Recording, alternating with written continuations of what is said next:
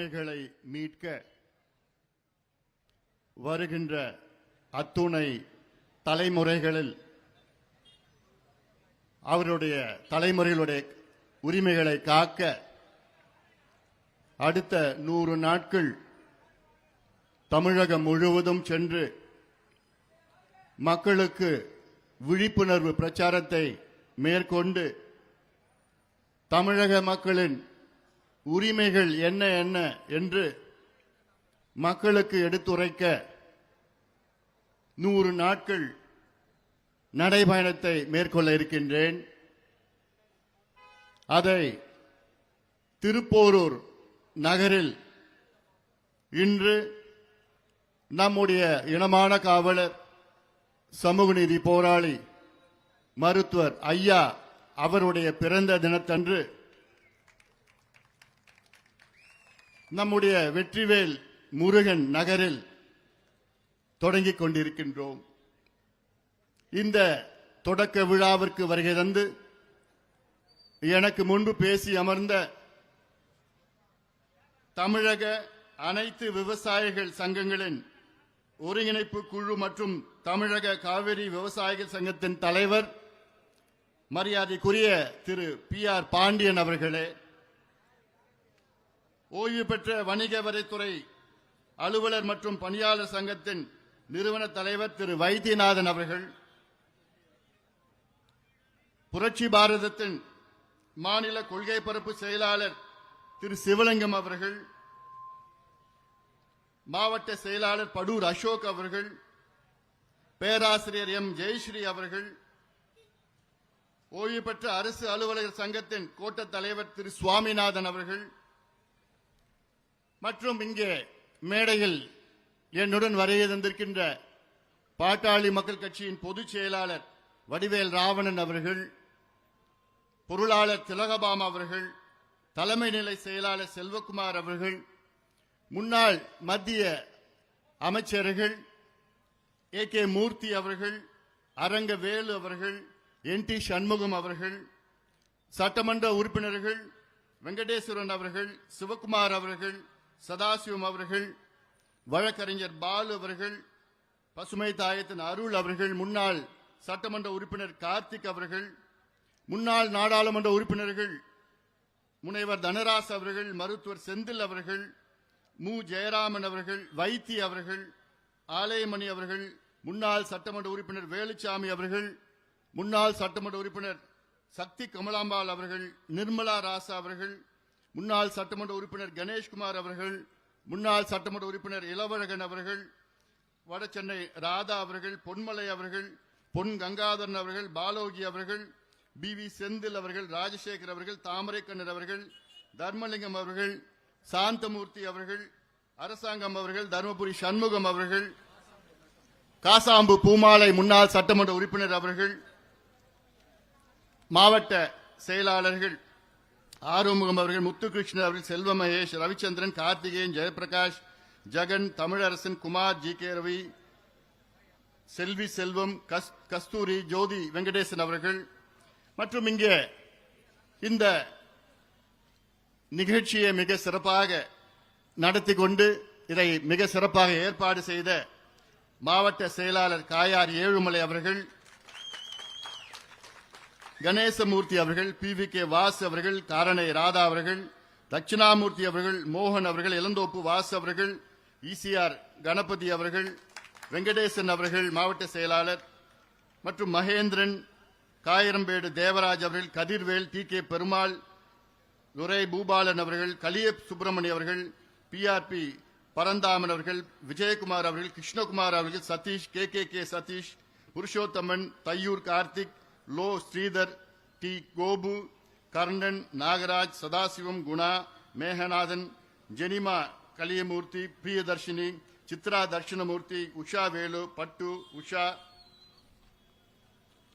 சென்னை மாவட்ட செயலாளர் வன்னை சத்யா அவர்கள், வெங்கடேஷ் பெருமாள் அவர்கள், சுப்பிரமணியம் அவர்கள், A சிவகுமார் அவர்கள், குமார் அவர்கள், முத்துக்குமார் அவர்கள், முத்தர்பசன் அவர்கள், ஜெகன் அவர்கள் மற்றும் ஒன்றிய நிர்வாகிகள் தனுசு, பாபு, தீனதயாளன், மோகன்ராஜ், குமரன், வினோத், சதீஷ்குமார், பரணி, பழனி, ஏழுமலை, மோகன், சுந்தரராஜன், ஹரிகிருஷ்ணன், சீனிவாசன், விஜயகுமார், தமிழரசு, ராஜசேகர், தயாளன், ராமகிருஷ்ணன், பலராமன், பத்மநாபன், விஜயன், சத்யா, மதன்குமார், ருத்ரகுமார், சுந்தரவேல், தனிகாச்சலம், சுரேஷ், கணபதி, குமார், ஜானகிராமன், பாலாஜி, சத்யா, ராமலிங்கம், சுரேஷ் அவர்கள் உள்ளிட்ட மற்றும் மேடையில் இருக்கின்ற அனைத்து நிலை நிர்வாகிகளுக்கும் இங்கே இந்த துவக்க விழாவிற்கு வருகை தந்திருக்கின்ற பெரியோர்கள், தாய்மார்கள், பாட்டாளி முயற்சி மற்றும் அதன் துணை இயக்கங்களை சார்ந்த அனைத்து நிலை நிர்வாகிகள், ஊடக நண்பர்கள், காவல்துறை நண்பர்கள் உள்ளிட்ட என் உயிரினும் மேலான அன்பு பாட்டாளி சொந்தங்களே, உங்கள் அனைவருக்கும் இந்த அன்புமணி ராமதாசின் பணிவான வணக்கங்கள். அடுத்த 100 நாட்கள் தமிழ்நாடு முழுவதும் சென்று மக்களை சந்தித்து மக்களுடைய உரிமைகள் என்ன என்ன என்று அவர்களுக்கு தெளிவுபடுத்தி தமிழக மக்களுடைய உரிமைகளை நிச்சயமாக அதை கொடுக்க வைக்கின்ற ஒரு சூழலை தமிழ்நாட்டில் நாம் உருவாக்க இருக்கின்றோம். இது முக்கியமான ஒரு நடைபயணம். இதற்கு முன்பு இந்தியாவில் மட்டுமல்ல, உலக அளவில் பல தலைவர்கள் எத்தனையோ நடைபயணங்களை மேற்கொண்டிருக்கின்றார்கள். அதிலும் தமிழ்நாட்டிலே பல தலைவர்கள் எத்தனையோ நடைபயணத்தை மேற்கொண்டிருக்கின்றார்கள். இந்த நடைபயணம் முக்கியமான நடைபயணம். காரணம், இவ்வளவு காலமாக தமிழ்நாட்டை ஆண்டு கொண்டிருக்கின்ற கட்சி மக்களுக்கு எந்த ஒரு உரிமையும் தராத, மக்களை அன்றாடம் ஏமாற்றிக் கொண்டிருக்கின்ற திமுக அரசை வீட்டுக்கு அனுப்புகின்ற ஒரு தொடக்கமாக, ஒரு நடைபயணமாக அமைய இருக்கிறது. இதற்கு தமிழ்நாடு மக்கள் அனைவரும் ஒத்துழைப்பு தர வேண்டும், ஆதரவு தர வேண்டும். காரணம், நாம் கேட்பது உங்களுடைய உரிமை. இந்த நடைபயணத்தை நான் மேற்கொள்வது உங்களுக்காக. அதிலும் குறிப்பாக இன்று இந்த நடைபயணத்தை துவங்க வருகின்ற காரணம், நம்முடைய சமூக நீதி போராளி மருத்துவர் ஐயா அவர்களுடைய பிறந்த தினம் என்று. நம்முடைய மருத்துவர் ஐயா அவர்கள் நீண்ட ஆயுளுடன், நல்ல உடல் நலத்துடன், மகிழ்ச்சியோடு 100 ஆண்டுகளுக்கு மேல் வாழ வேண்டும் என்று நாம் அவரை தொடர்ந்து வாழ்த்திக் கொண்டே இருப்போம். அவர் தொடங்கிய கட்சிகள், நம்முடைய இயக்கங்கள், அவருடைய கொள்கையை நாம் கடைபிடிப்போம். மருத்துவர் ஐயாவுடைய கொள்கைகள் என்ன என்ன? தமிழ்நாட்டிலே பாட்டாளிகள் ஆள வேண்டும், தமிழ்நாட்டிலே விவசாயிகள் மகிழ்ச்சியாக இருக்க வேண்டும், தமிழ்நாட்டிலே அனைவருக்கும் தரமான கல்வி கிடைக்க வேண்டும், தமிழ்நாட்டிலே நல்ல தரமான மருத்துவம் அனைவருக்கும் பெற வேண்டும், தமிழ்நாட்டில் சுற்றுச்சூழல் பாதுகாக்க வேண்டும், தமிழ்நாட்டில் ஒரு சொட்டு மது இருக்கக்கூடாது, போதை பழக்கத்தை ஒழிக்க வேண்டும், பெண்களுக்கு பாதுகாப்பு வழங்க வேண்டும் என்றெல்லாம் மருத்துவர் ஐயாவுடைய கனவு. அதை நிறைவேற்றத்தான் இந்த நடைபயணத்தை நாம் மேற்கொண்டிருக்கின்றோம். இதற்கு தமிழ்நாடு மக்கள் அனைவரும் ஒத்துழைப்பு தர வேண்டும். ஒரு முக்கிய கட்டத்தில் இருக்கின்றோம். தமிழ்நாட்டிலே ஆட்சி செய்து கொண்டிருக்கின்ற மக்கள் விரோத ஆட்சி, முதல்வர் ஸ்டாலின் அவர்கள் தலைமையிலே ஒரு கொடூரமான ஆட்சி நடந்து கொண்டிருக்கிறது. இதை நிச்சயமாக நாம் வீட்டுக்கு அனுப்ப வேண்டும். சுதந்திரம் அடைந்து 78 ஆண்டுகள் ஆகிறது. இந்த 78 ஆண்டுகள் பிறகும் இங்கே தமிழ்நாட்டிலே மக்களுக்கு உரிமைகள் கிடைக்கவில்லை. நான் திருப்பி சொல்றது உரிமைகள் என்றால், இந்திய அரசியல் சாசனத்தில் நமக்கு மக்களுக்கு பல உரிமைகளை கொடுத்திருக்கின்றார்கள். அதாவது கான்ஸ்டிடியூஷன் ஆஃப் இந்தியாவில் நமக்கு பல உரிமைகள் கொடுத்திருக்கின்றார்கள். அந்த உரிமைகளில் 10 முக்கிய உரிமைகளை நான் எடுத்து இந்த நடைபயணத்தை மேற்கொள்ள இருக்கின்றேன். அதில் முதல் உரிமை சமூக நீதிக்கான உரிமை, ரைட் டு சோஷியல் ஜஸ்டிஸ். அடுத்தது வன்முறையில்லா வாழ்வுக்கான மகளிர் உரிமை, women's right to live free from violence. மூன்றாவது வேலைக்கான உரிமை, ரைட் டு எம்ப்ளாய்மெண்ட். அடுத்தது விவசாயம் மற்றும் உணவுக்கான உரிமை, right to farming and right to food. அடுத்தது வளர்ச்சிக்கான உரிமை, ரைட் டு டெவலப்மெண்ட். ஆறாவது அடிப்படை சேவைக்கான உரிமை, ரைட் டு பப்ளிக் சர்வீசஸ். ஏழாவது கல்வி நலவாழ்வுக்கான உரிமை, right to health, right to education. எட்டாவது மது போதை பொருட்களால் பாதிக்கப்படாமல் இருக்கும் உரிமை, right to free from alcohol and drug harm. Right to be free from alcohol and drug harm. 9வது நீடித்திருக்கும் நகர்ப்புற வளர்ச்சிக்கான உரிமை, right to sustainable urban development. 10வது ஆரோக்கியமான சுற்றுச்சூழலுக்கான உரிமை, right to a healthy environment. இந்த 10 உரிமைகள் இந்திய அரசியல் சாசனத்தில் நமக்கு கொடுக்கப்பட்டிருக்கின்றது. இதை நமக்கு அரசு கொடுக்க வேண்டும். ஆனால் திமுக அரசு இந்த உரிமைகள் என்றால் என்னவென்று கூட தெரியாத ஒரு அரசு ஆட்சி இங்கே முதலமைச்சர் ஸ்டாலின் அவர்கள் செய்து கொண்டிருக்கின்றார்கள். அன்றாடம் நடித்துக் கொண்டிருக்கின்றார்கள். குறிப்பாக முதலமைச்சர் அவர்கள் அன்றாடம் பார்த்தாங்கன்னா ஒரு 2 மணி நேரம் கால் ஷீட் முதலமைச்சருக்கு வருவாரு, ஒரு ஆக்ஷன் அப்படின்னு சொல்லுவாங்க, ஒரு 2 மணி நேரம் நடிப்பாரு, அதுக்கப்புறம் முடிஞ்சிடும், அதுக்கப்புறம் வீடியோ போட்டு அதை தொடர்ந்து நாள் ஃபுல்லா போட்டுட்டு இருப்பாங்க. இதான் நம்ம பார்த்துட்டு இருக்கிறோம். மக்கள் இன்று கோபத்தில் இருக்கின்றார்கள். அதுவும் குறிப்பாக விவசாயிகள் இன்று கொந்தளிப்பாக இருக்கின்றார்கள். பெண்களுக்கு பாதுகாப்பு கிடையாது. போது திலகபாமா அவர்கள் சொன்னாங்க, தமிழ்நாட்டு பெண்கள் ராத்திரில இல்ல பகல்ல கூட சாலையில நடந்து போக முடியல. ரொம்ப மோசமான ஒரு சூழல் இருக்கிறது. அதுவும் குறிப்பாக பெண் குழந்தைகள் 8 வயது 10 வயது 12 வயது குழந்தைகள் எல்லாம் இன்னைக்கு வெளியில கூட போக முடியாத ஒரு சூழல் இருக்கிறது. இதற்கெல்லாம் காரணம் யார் என்றால் முதலமைச்சர் அவர்கள். ஏன்னா முதலமைச்சருக்கு கீழே தான் இன்னைக்கு காவல்துறை இயங்கிக் கொண்டிருக்கிறது. முதலமைச்சர் தான் இதற்கு பொறுப்பு ஏற்றுக்கணும். 14 நாட்களுக்கு முன்பு திருவள்ளூர் மாவட்டத்தில் கும்மிடிப்பூண்டி பகுதியில் ஒரு 8 வயது பெண் குழந்தை பள்ளிக்கூடம் போயிட்டு திரும்பி வருது. அந்த குழந்தைய ஒரு கொடூர பாலியல் வன்கொடுமை செய்து அவனை பிடிக்க முடியல. அதன் பிறகுதான் பாட்டாளி கட்சியுடைய நிர்வாகிகள் திலகபாமா உள்ளிட்ட அத்துணை நிர்வாகிகளும் அங்கு அனுப்பி வைத்து அந்த குடும்பத்திற்கு தைரியம் சொல்லி, நானும் அந்த அப்பா அம்மா கிட்ட நான் பேசினேன், எனக்கு பேச முடியல. அந்த அம்மா கதறாங்க, ஐயா எங்களுக்கு நியாயம் வேணும், என் குழந்தை கேக்குது, என்னன்னு தெரியல, குழந்தை 8 வயசு குழந்தை கேக்குது, கேள்வி கேக்குது, பதில் சொல்ல முடியல, எனக்கு கண்ணெல்லாம் தண்ணி வந்துடுச்சு. ஐயா எப்படியாவது அவனை பிடிக்கணும், அந்த பிடிச்சி அவனை முடிச்சிடுங்க ஐயா, சொல்லுது, அந்த ஆதங்கத்தை சொல்லுது, முடிச்சிடுங்க, அப்பதான் என் குழந்தை நிம்மதியா இருக்கும். அந்த அப்பா பேசுறாரு, கதறார். இது ஏதோ ஒரு சம்பவம் கிடையாது. 2 மாதத்திற்கு முன்பு அண்ணா நகரில் நடந்த ஒரு சம்பவம், இதே போன்ற ஒரு சம்பவம். 3 மாதத்திற்கு முன்பு கிருஷ்ணகிரியில் நடந்த இதே போன்ற ஒரு சம்பவம். 4 மாதத்திற்கு முன்பு பொள்ளாச்சியிலே இதே போன்ற ஒரு சம்பவம். அதற்கு முன்பு திருச்சியிலே நடந்த சம்பவம். ஆக மாதம் மாதம் பெண் குழந்தைகளை பாலியல் வன்கொடுமைகளை கொடூரமான முறையிலே தமிழ்நாட்டிலே செய்து கொண்டிருக்கின்றார்கள். முதலமைச்சர் அவர் மாட்டம் தினம் அந்த டிராமா பண்ணிட்டு இருக்கிறார், நடிச்சுக்கிட்டு இருக்கிறார். கால் ஷீட் 2 மணி நேரம் கால் ஷீட். காலைல 10 மணிக்கு வருவார், 12 மணிக்கு கால் ஷீட் முடிஞ்சிடும், வீட்டுக்கு போயிடுவார். இது ஊடகத்தில் எல்லாம் போட்டு முதலமைச்சர் இப்படி, முதலமைச்சர் அப்படி, இப்படி அப்படி. நான் கேட்கிறேன், உங்களுடன் ஸ்டாலின் ஒரு முகாம் நடத்துறாங்களாம், அப்படியா? என்ன முகாம் அது? உங்களுடன் ஸ்டாலின். ஏன் இவ்வளவு காலமா என்ன பண்ணீங்க நீங்க? அந்த முகாம்ல யாருக்காவது பிறப்பு சான்று, இறப்பு சான்று அல்லது ரேஷன் அட்டை இல்ல மின் இணைப்பு, புதியதாக மின் இணைப்பு கணக்கு ஏதாவது வேணும்னா அதுல விண்ணப்பம் வைக்கணுமா? அது விண்ணப்பம் செய்தா 45 நாள்ல கொடுப்பாங்களாம். நீ இருக்க போறது என்ன 4 மாசம் தான். 4.5 ஆண்டு காலம் என்னையா பண்ணிட்டு இருந்தீங்க? 4.5 ஆண்டு காலமா என்ன பண்ணிட்டு இருந்தீங்க? இப்போ உங்களுடன் ஸ்டாலின் ஒரு முகாம் நடத்துறாங்களாம், சிறப்பு முகாம் நடத்தி கிழிக்க போறாங்களாம். கிழிச்சதெல்லாம் போதும். இத நாங்க பாட்டாளி மக்கள் கட்சி சார்பில் 15 ஆண்டுகளுக்கு முன்பு நாங்க சொன்னோம் இந்த யோசனையை. என்னன்னு?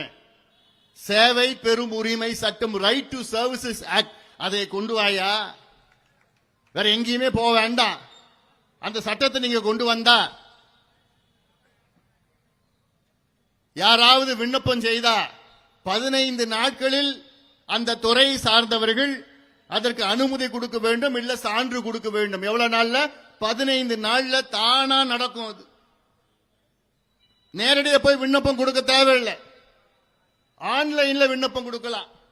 கொடுத்தா 15 நாள்ல அந்த சேவை வீட்டுக்கு வந்து தேடி வீட்டுக்கு வரும்.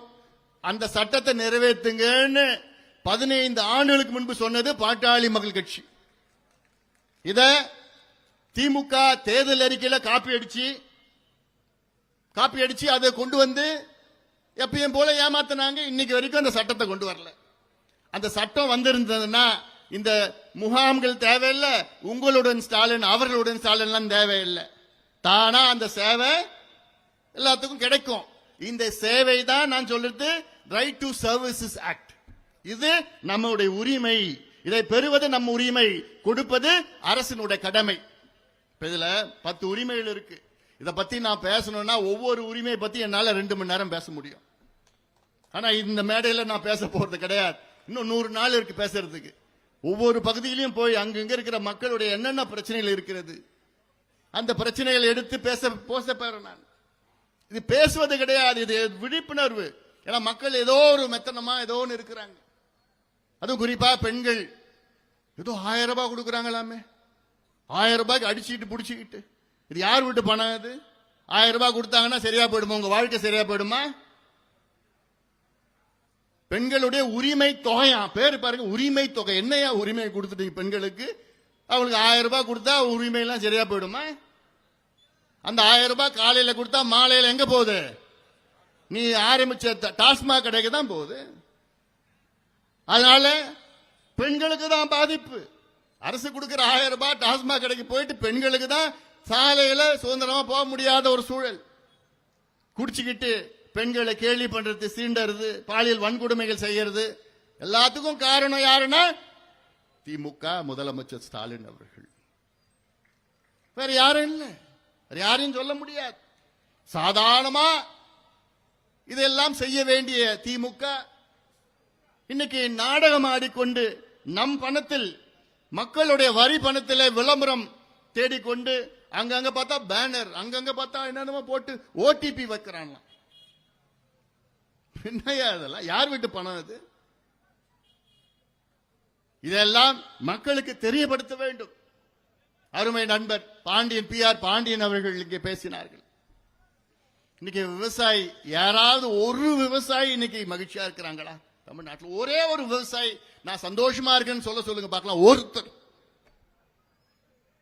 தமிழ்நாட்டில் கிட்டத்தட்ட 63 விழுக்காடு விவசாய பெருமக்கள், நமக்கு சோறு போடுற கடவுள் அவர்கள். ஆனா ஒருத்தரோட விவசாயம் ஒரு விவசாயி கூட மகிழ்ச்சியாக கிடையாது. நட்டம், விவசாயனாலே நட்டம் தான், விவசாயம்னா நட்டம் தான். தமிழ்நாட்டில் வெக்கக்கேடு, நான் சொல்றது பார்த்த வெக்கக்கேடு. இந்த ஆண்டு விவசாயத்துறையில வளர்ச்சி எவ்வளவு தெரியுமா? வேளாண் துறை வளர்ச்சி இந்த ஆண்டு -0.12%, -0.12% மைனஸ்ல போகுது. வளர்ச்சியே இல்ல. வெக்கக்கேடு. இதோட ஒரு வெக்கக்கேடு ஒரு முதலமைச்சருக்கு இருக்குமா? இந்தியாவில் இது போன்ற நிலை எந்த மாநிலத்திலும் கிடையாது. அதுலயும் விவசாயத்துறையில பால் வளம், மீன் வளம் இதெல்லாம் எடுத்துக்கிட்டா -5.68% போகுது. விவசாய வளர்ச்சி மைனஸ்ல போயிட்டு இருக்கு.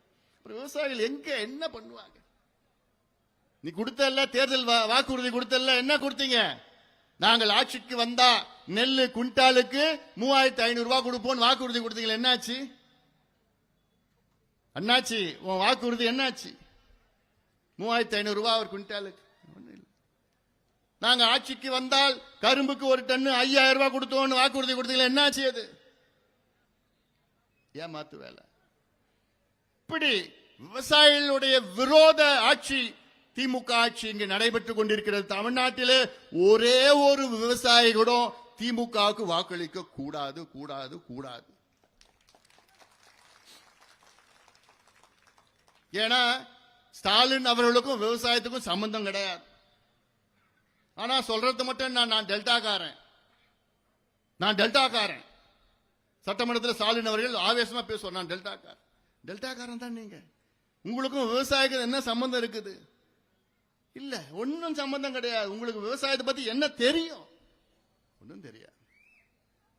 நாங்க போராடி மருத்துவர் ஐயா அவர்கள் கொள்கைப்படி எத்தனையோ அழுத்தங்கள் கொடுத்து 17 ஆண்டுகள் நாங்கள் நிழல் வேளாண் நிதிநிலை அறிக்கையை தொடர்ந்து வெளியிட்ட பிறகுதான் நீங்க அதை எடுத்துக்கிட்டு இப்போ விவசாயத்துக்கு தனி பட்ஜெட் நீங்க போடுறீங்க.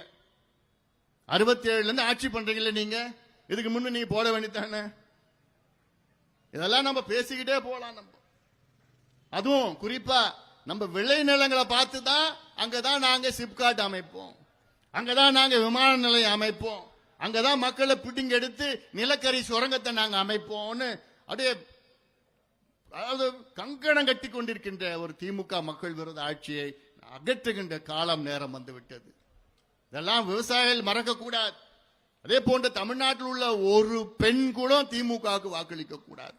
ஒரே ஒரு பெண் கூட வாக்களிக்க கூடாது. காரணம், பெண்களுக்கு எதிரான ஆட்சி தமிழ்நாட்டில் நடந்து கொண்டிருக்கிறது. பெண்களுக்கு எதிரான ஆட்சி போக இன்னும் அடுத்த நாளில இருந்து இன்னும் அதிகமா பேசிட்டு இருக்க போறோம் நம்ம. ஏன்னா இன்னைக்கு நிறைய பேர் பேசிட்டாங்க, நீங்களும் வீட்டுக்கு போனோம், நேரம் ஆயிடுச்சு. ஏன்னா இதுல இவ்வளோ பெரிய செய்திகள் இருக்கு பேசுறதுக்கு. ஆனா இதுல முதல் உரிமை right to social justice, right to சமூக நீதிக்கான என்னுடைய உரிமை. நான் இன்னைக்கு சுயமரியாதையுடன் நான் வாழ வேண்டும் என்றால் எனக்கு சமூக நீதி பெற்றாக வேண்டும். நான் சமூக நீதி பெற்றாக வேண்டும். அதை தமிழக அரசு கொடுத்தாக வேண்டும். அப்பொழுதுதான் நான் சுயமரியாதையுடன் நான் வாழ வேண்டும். நான் எந்த சமுதாயத்தில் பிறந்தாலும் அதெல்லாம் வேறு. ஆனால் எந்த சமுதாயத்தில் பிறந்தாலும் எனக்கு நான் சமூக நீதி எனக்கு வேண்டும். அப்படி ஒரு சூழல் தமிழ்நாட்டில் உருவாக வேண்டும். அதற்காகத்தான் அதில் முக்கியமான உரிமை சமூக நீதி. ஆனா இன்னைக்கு திமுக ஸ்டாலின் அவர்களும் திமுகவும் சமூக நீதி எங்கள் உயிர் மூச்சு, நாங்கள் தந்தை பெரியாருடைய வாரிசு, அந்த வாரிசு இந்த வாரிசு எல்லாம் சொல்லிட்டு ஏமாத்திட்டு இருக்கிறாங்க. இனி எடுபட போறது கிடையாது. சாதாரண ஒரு செயல். என்ன ஒரு செயல்? தமிழ்நாட்டில் சாதிவாரி கணக்கெடுப்பு நடத்தி தமிழ்நாட்டில் பின்தங்கிய பாதாளத்தில் இருக்கின்ற சமூகங்களுக்கு தனியாக ஒதுக்கீடு அல்லது உள் ஒதுக்கீடு அல்லது மக்கள் நலத்திட்டங்கள் எல்லாம் கொடுத்து இது போன்ற சமூகங்களை முன்னேற்றுவதுதான் அது சமூக நீதியினுடைய அடித்தளம். அந்த அடித்தளத்திற்கு கூட இது சாதாரண ஒரு செயல். ஒரு கணக்கெடுப்பு நடத்துவது சாதாரண செயல். ஆனால் முதலமைச்சர் அவர்கள் சட்டமன்றத்திற்குள்ள எனக்கு அதிகாரம் இல்லை என்று பொய் சொல்லுகின்ற முதலமைச்சர் நம்ம பார்த்திருக்கோமா? இதுவரைக்கும் யாரும் அப்படி சொன்னது கிடையாது. ஏன் அவருடைய தந்தை கலைஞர் அவர்கள் இதுவரைக்கும் எங்களுக்கு அதிகாரமே இல்லைன்னு ஒரு முறை கூட சொல்லியிருக்கிறாரா எங்கேயாவது? இதுக்கு முன்பு இருந்த முதலமைச்சர்கள் எடப்பாடி பழனிசாமியா இருந்தாலும் சரி, ஜெயலலிதா அம்மையா இருந்தாலும் சரி, ஓபிஎஸ் அவர்கள் இருந்தாலும் சரி, யாரும் எங்களுக்கு உரிமையே இல்லைங்கன்னு ஒரு பொய்யை யாரும் சொன்னது கிடையாது. ஆனால் இப்ப இருக்கின்ற முதலமைச்சர் ஸ்டாலின் அவர்கள் அவ்வளோ உரிமைகள் இருந்தோம், அவ்வளோ சட்டங்கள் இருந்தோம், எங்களுக்கு சட்டம் இல்லைங்க, உரிமை இல்லை அப்படின்னு ஒரு பொய்யை சொல்லுகின்ற முதலமைச்சரை நிச்சயமாக வீட்டுக்கு அனுப்புகின்ற நேரம் காலம் வந்துவிட்டது. அதற்கு நீங்கள் தயார் நிலையில் இருங்கள், தயாராக இருங்கள். இது சமூக நீதி பிரச்சனை. இங்கே எனக்கு முன்பு பேசிய புரட்சி பாரதம் அவருடைய கொள்கை பரப்பு செயலாளர் அவர்கள் எனக்கு முன்பு பேசினார். அந்த காலத்தில் பூவை மூர்த்தி அவர்களும் மருத்துவர் ஐயா அவர்களும் எத்தனையோ போராட்டங்களை இணைந்து செயல்படுத்தினார்கள். எத்தனையோ போராட்டங்களை இணைந்து போராட்டம் நடத்தினார்கள். உரிமைகளுக்காக அவர்கள் போராடினார்கள். தேர்தலில் கூட்டணியாக அந்த தேர்தலில் கூட்டணி அமைத்து போட்டியிட்டார்கள். இன்னும் சொல்ல போனா இன்னைக்கு தமிழ்நாட்டிலே கிட்டத்தட்ட 75 அம்பேத்கர் சிலைகளை மருத்துவர் ஐயா அவர்கள் பாட்டாளி மொழி நிறுவி இருக்கிறது. அதில் 1993 இங்கே எதிரே இருக்கின்ற திருப்போரூர் நகரில் எதிரில் இருக்கின்ற அம்பேத்கர் சிலையை நிறுவியது நம்முடைய மருத்துவர் ஐயாவும் பாட்டாளி கட்சியும் தான். அவர் சொல்லுகின்ற யோசனைகள் எல்லாம் மிக சிறப்பான யோசனைகள். வரும் காலத்தில் நிச்சயமாக அது நடைபெறும். காரணம், இங்கே சூழ்ச்சியால் நம்மை பிரித்து நமக்குள்ளே குழப்பங்கள் ஏற்படுத்தி அரசியல் ஆதாயம் தேடிக்கொண்டிருக்கின்ற திமுக ஆட்சியை அகற்றுகின்ற காலம் நேரம் வந்துவிட்டது. அதற்கு தயாராக ஆருங்கள், நீங்கள் எல்லாம் வர வேண்டும். ஏன்னா இன்னைக்கு அரசு ஊழியர்கள் சார்பில் இங்கே நம்ம மேடையில் பேசினாங்க. இன்னைக்கு திமுக ஆட்சி தமிழ்நாட்டில் வந்ததற்கு காரணமே, ஸ்டாலின் அவர்கள் ஆட்சி தமிழ்நாட்டில் வந்ததற்கு காரணமே அரசு ஊழியர்களும் ஆசிரியர்களும் தான். இவங்க 2 பேரும் மட்டும் இல்லைன்னா இன்னைக்கு திமுக ஆட்சிக்கு வந்திருக்காது. ஆனா வந்த பிறகு கிட்டத்தட்ட 4.5 ஆண்டுகள் முடிந்தது. வந்த பிறகு அவர்கள் சொன்ன வாக்குறுதி ஒன்றுத்தை கூட அவர்கள் நிறைவேற்றவில்லை. ஒன்று கூட நிறைவேற்றவில்லை. அவர்களுக்கு கிடைத்தது மிகப்பெரிய ஒரு ஏமாற்றம். அடிப்படை கேட்டது பழைய ஓய்வூதியம் கேட்டார்கள். 2003க்கு முன்பு என்ற ஓய்வூதியத்தை இப்ப எங்களுக்கு வேண்டும். இது சாதாரண ஒரு செயல். என்னை பொறுத்த வரைக்கும் நாங்க ஆட்சியில் இருந்தோம்னா 4 ஆண்டுகளுக்கு முன்பே இதை நாங்கள் நிறைவேற்றி இருப்போம். ஏன் நான் சொல்றேன்னா, இந்தியாவிலே 7 மாநிலங்களில் இதை நிறைவேற்றி இருக்கின்றார்கள். இது ஏதோ புதுசா இல்ல. இந்தியாவிலே 7 மாநிலங்களில் பழைய ஓய்வூதிய திட்டத்தை அதனுடைய மாநில அரசு அறிவித்திருக்கிறது. ஏன் தமிழ்நாடு அறிவிக்க முடியாது? என்ன காரணம்? இதற்கு ஒரு குழு ஒண்ணு, ககன்தீப் சிங் பேடி தலைமையில் ஒரு குழு. ஏன் இதற்கு முன்பு நடந்த ஸ்ரீதர் குழு என்னாச்சு? சாந்தா ஷீலா நாயர் அவர்களுடைய தலைமையில் ஒரு குழு அமைச்சாங்க. அது என்னாச்சு? அந்த பரிந்துரை என்னாச்சு? இப்ப 3வது ஒரு குழு அமைக்கணுமா? இவங்க திமுக என்ன பண்ணுவாங்கன்னா, ஒன்ற காரியத்தை தள்ளி போனோம்னா அதுக்கு ஒரு குழு போட்டுடுவோம். அப்புறம் தேர்தலுக்கு ஒரு 2 மாதம் 3 மாதத்துக்கு முன்பு அந்த பரிந்துரை வரும். உடனே தேர்தலுக்கு பின்பு அதை நாங்கள் நிறைவேற்றுவோம் ஒரு பொய் வாக்குறுதி ஏமாத்திட்டு போயிடுவாங்க. ஆனா இந்த முறை அது நடக்க போது கிடையாது. எல்லாம் விவரமா தெளிவா இருக்கிறாங்க. அரசு ஊழியர்களும் ஆசிரியர்களும் தெளிவா இருக்கிறாங்க. ஒட்டுமொத்தம் இந்த ஆட்சியை வீட்டுக்கு அனுப்புகின்ற அந்த கோபத்துடன் இருக்கின்றார்கள் அரசு ஊழியர்களும். அதே போன்று கல்வி, தரமான கல்வி, தரமான சுகாதாரம். இன்னைக்கு கல்வித்துறை என்று எடுத்துக்கொள்ளுங்கள், வெளி மாநிலத்தின் மக்கள் எல்லாம் சிரித்து கொண்டிருக்கின்றார்கள். என்னையா நடக்குது தமிழ்நாட்டில்? என்னையா கல்வி நடக்குதுங்க? பள்ளி கல்வியும் சரி, உயர்கல்வியும் சரி, மோசமான சூழல். தமிழ்நாட்டில் ஒரு உதாரணத்துக்கு நான் சொல்றேன். தமிழ்நாட்டில் கிட்டத்தட்ட ஒரு 180 கலை மற்றும் அறிவியல் கல்லூரிகள் இருக்கிறது, அரசு கல்லூரிகள். இந்த 180 கல்லூரிகளில் 96 கல்லூரிகளில் முதல்வர்கள் கிடையாது, பிரின்சிபல் கிடையாது. நினைச்சு பாருங்க, 180ல் 96 கல்லூரிகளில் முதல்வர்கள் கிடையாது. இந்த ஜூலை மாதம் முடிஞ்சுச்சுன்னா 100 கல்லூரி, இன்னும் 4 பேர் ரிட்டையர் ஆகுறாங்க இந்த மாசம். 180ல் 100 கல்லூரிகள் இல்லைன்னா உனக்கு என்ன நிர்வாகம்? எதுக்கே அவனுக்கு நிர்வாகம்? முதல்ல விட்டுட்டு போங்களேன். ஒரு கல்லூரியுடைய முதல்வரை கூட உன்னால நியமிக்க முடியலன்னா அப்புறம் எதுக்கு அவனுக்கு ஆட்சி? எதுக்கு அவனுக்கு நிர்வாகம்? இந்த கல்லூரி எப்படி இயங்கும்? அது மட்டுமல்ல, அந்த கல்லூரிகளில் கிட்டத்தட்ட 10,500 இணை பேராசிரியர்கள், துணை பேராசிரியர்கள். அந்த 10,500 இணை பேராசிரியர்களில் 9,000 பணியிடங்கள் காலியா இருக்கு. இருக்கிறது 10,500, அதுல 9,000 இடங்கள் காலியாக இருக்கிறது. திமுக ஆட்சிக்கு வந்து அவர்கள் வாக்குறுதி கொடுத்தாங்க. என்னன்னு, நாங்கள் ஆட்சிக்கு வந்து 5.5 லட்சம் புதிய அரசு வேலைகளை நாங்கள் உருவாக்குவோம் என்று வாக்குறுதி கொடுத்தார்கள். 5.5 லட்சம். இதுவரைக்கும் 44,000 அரசு வேலைகளை நியமனம் பண்ணிருக்கிறாங்க திமுக. 4.5 ஆண்டுகள் 44,000 தான். அந்த 44,000ல 15,000 டெம்பரரி, 29,000 தான் பர்மனன்ட். இப்படி பொய் வாக்குறுதிகளை கொடுத்து மக்களை ஏமாற்றுகின்ற திமுக ஆட்சி நிச்சயமாக வீட்டுக்கு அனுப்புகின்றோம். நான் மட்டும் சொல்லல, அனைத்து தரப்பு மக்களும் சொல்லிக் கொண்டிருக்கின்றார்கள். அனைத்து தரப்பு மக்களும். இன்னைக்கு தமிழ்நாட்டில் கிட்டத்தட்ட 1 லட்சம் வகுப்பறைகளில் ஒரு ஆசிரியர் கூட கிடையாது. 1 லட்சம் வகுப்பறைகளில் ஒரே ஒரு ஆசிரியர் கூட கிடையாது. அப்புறம் நீ என்னையா கல்வி கொடுக்க போறீங்க? ரைட் டு எஜுகேஷன் ஆக்ட் ஒன்று இருக்குது, கல்வி பெறும் உரிமை சட்டம். அதை நிறைவேற்றி கிட்டத்தட்ட 2-3 ஆண்டுகள் நிதி ஒதுக்கீடு செய்யல. அதனால 8 லட்சம் ஏழை மாணவர்கள் இன்னைக்கு பாதிக்கப்பட்டிருக்கின்றார்கள். 8 லட்சம் பேர். ஏன்னா அதுக்கு நிதி ஒதுக்கீடு. இப்படி எவ்வளோ ஒவ்வொரு துறையிலும் இவர்கள் செய்கின்ற அட்டூழியம் சாதாரண அட்டூழியம் கிடையாது. மக்களை, அதாவது டாஸ்மாக் கடையை தெருவா தடுக்க வச்சிருக்கிறாங்க. தமிழ்நாட்டில் கிட்டத்தட்ட 5,000 டாஸ்மாக் கடைகள் இருக்கிறது. சந்து கடைகள் சேர்த்தால் கிட்டத்தட்ட 25,000 கடைகள் இருக்கிறது. அவங்க விற்கிறதே 12 இருந்து ராத்திரி 10 மணி வரைக்கும் தான் விற்கணும். ஆனா 24 மணி நேரமா தமிழ்நாட்டில் சரக்கு கிடைக்கும். 24 மணி நேரம் எங்க போனாலும் எப்படி வேணாலும் கிடைச்சிடும், வாங்கிடுவாங்க. சாராய ஆட்சி தான் நடக்குது. அது மட்டும் இல்ல, மோசமா அதை விட மோசம் என்ன, இந்த போதைப் பொருட்கள், கஞ்சா, அபின், காக்கேன், ஹெரோயின், LSD, ஆம்பிட்டமின், என்னென்ன கிடைக்குதோ, அமெரிக்காவில் என்ன விற்குதோ அது எல்லாமே தமிழ்நாட்டில் விற்குது.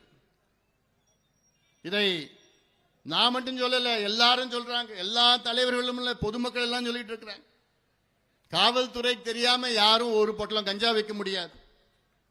ஆனால் வித்துட்டு இருக்கிறாங்க. காவல்துறை இன்னைக்கு தமிழ்நாட்டில் சுதந்திரமா செயல்பட முடியல. காவல்துறை தமிழ்நாட்டில் நல்ல காவல்துறை, ஆனா அவர்கள் சுதந்திரம் இல்லை. அவருக்கு பல கட்டுப்பாடுகள் இருக்கிறது. சுதந்திரமா செயல்பட விட்டால் ஒரே ஒரு கஞ்சா போட்டல கூட விற்க முடியாத ஒரு சூழல் காவல்துறையால் உருவாக்க முடியும்.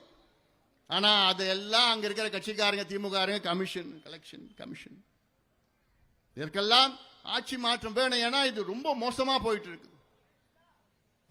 மதுவை குடிச்சிட்டு வந்தா, வீட்டுக்கு வந்தானா அவங்க நாத்தடிக்கும் தெரியும், ஓ குடிச்சிட்டு வந்தான்னு தெரியும்.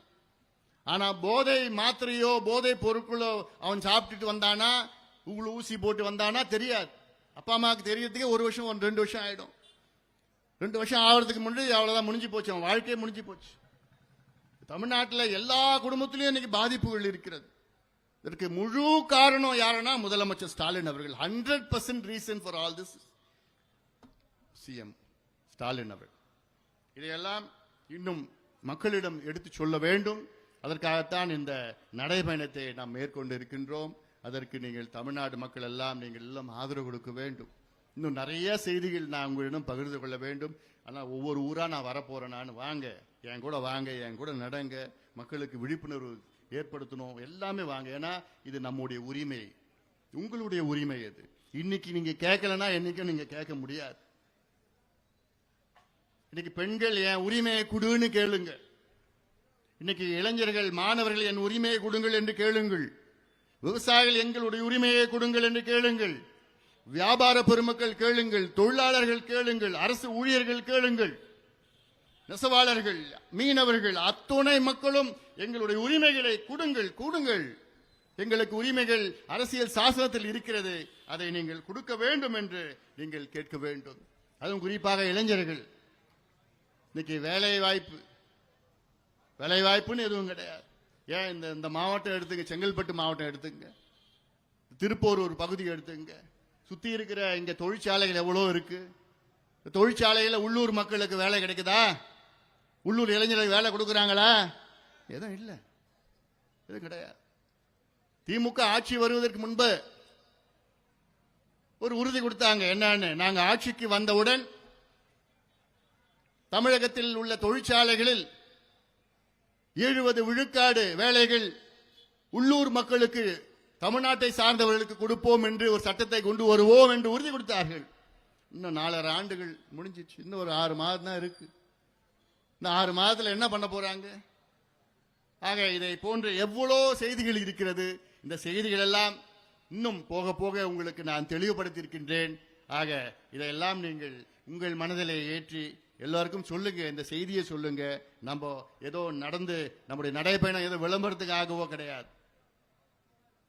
நம்ம நடைபயணம் ஒரு ஆட்சி மாற்றம் தமிழ்நாட்டில் நடைபெற வேண்டும், நல்ல ஆட்சி தமிழ்நாட்டில் நடைபெற வேண்டும். அதற்கு நீங்கள் எல்லோரும் உங்களுடைய எதிர்ப்புகளை தெரிவிங்கள். இந்த அரசை யார் யார் எதிர்க்கின்றீர்களோ வாருங்கள், என்னுடன் வாருங்கள், இணைந்து வாருங்கள். நாம் எல்லோரும் ஒன்று சேருவோம், ஒன்றாக நாம் பயணிப்போம். காரணம், இந்த ஆட்சியை நாம் அகற்ற வேண்டும். அகற்றுகின்ற நேரம் வந்துவிட்டது. தலைமுறைகளை காக்க வேண்டும். ஏதோ ஒரு தலைமுறை இல்லை, வருகின்ற அத்துணை தலைமுறைகளும் காப்பது நம் கடமை. இது என்னுடைய கடமையா நான் பார்க்கின்றேன். அதற்காகத்தான் இந்த பயணத்தை நான் மேற்கொண்டிருக்கின்றேன். அதற்கு நீங்கள் ஒவ்வொருவரும், தமிழ்நாட்டில் உள்ள ஒவ்வொருவரும் நீங்கள் எங்களுக்கு ஆதரவு தாருங்கள். ஆதரவுன்னு நான் சொல்வதை விட நீங்கள் என்னுடன் சேர்ந்து இந்த பயணத்தை மேற்கொள்ளுங்கள். என்னுடன் வாருங்கள், என்னுடன் சேருங்கள். குறிப்பாக இளைஞர்கள், விவசாயிகள், உழைக்கின்ற பெருமக்கள் அத்துணை பேரும் சேர்ந்து நாம் நம்முடைய உரிமைகளை நாம் மீட்டெடுப்போம் என்று இந்த நேரத்திலே நான் கேட்டுக்கொண்டு இந்த ஏற்பாடை இந்த நிகழ்ச்சியை மிக சிறப்பாக நடத்தி கொண்டிருக்கின்ற நம்முடைய ஏழுமலை அவர்கள் உள்ளிட்ட அத்துணை நிர்வாகிகளும் மாவட்டத்தை சார்ந்த அத்துணை நிர்வாகிகளும் அவர்களுக்கு என்னுடைய வாழ்த்துக்கள் பாராட்டுகளை நான் தெரிவிக்கின்றேன். இந்த நிகழ்ச்சிக்கு வருகை தந்திருக்கின்ற மேடையில் உள்ள அனைத்து தலைவர்களுக்கும் என்னுடைய நன்றிகளை தெரிவிக்கின்றேன். நாளையிலிருந்து நாளை செங்கல்பட்டில் நான் தொடங்க இருக்கின்றேன். செங்கல்பட்டு, அப்புறம் உத்தரமேரூர், காஞ்சிபுரம், ஸ்ரீபெரும்புத்தூர், அப்புறம் ஆவடி, அம்பது, இப்படி எல்லாம் வரிசையாக நான் போயிட்டு அப்படியே எல்லா தொகுதிகளும் நான் போக இருக்கின்றேன். நீங்கள் அதற்கு நீங்கள் எல்லாம் ஆதரவு கொடுக்க வேண்டும். குறிப்பாக பத்திரிகை நண்பர்கள், ஊடக நண்பர்கள் பெரும் ஆதரவு கொடுக்க வேண்டும் என்று உங்களை அன்போடு நான் கேட்டுக்கொள்கின்றேன். அதனால இதை முக்கியமான ஒரு தருணமாக நான் பார்க்கின்றேன். தமிழ்நாட்டு மக்களுடைய உரிமைகளை நாம் எல்லோரும் சேர்ந்து நாம் மீட்டெடுப்போம் என்று சொல்லி இந்த நிகழ்ச்சியில் கலந்து கொண்டிருக்கின்ற அத்துணை பேருக்கும் என்னுடைய நன்றிகளை தெரிவித்து விடைபெறுகின்றேன். நன்றி, வணக்கம்.